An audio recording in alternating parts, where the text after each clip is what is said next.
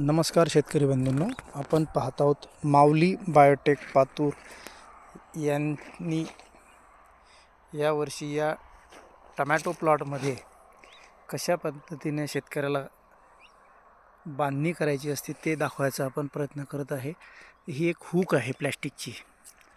या प्लॅस्टिकच्या हुकवर आपण असे दोरा बांधला आहे जेणेकरून टमॅटो खाली जमिनीवर पडू नये त्याकरिता आपण हे दोरी पद्धत क्लिपची पद्धत हुकची पद्धत यावर्षी अवलंबली आहे, जेणेकरून कमी खर्चात लेबरची कॉस्ट कमी त्यामुळे आपली बांधणी सहज कुठल्याही शेतकऱ्याला करता येईल।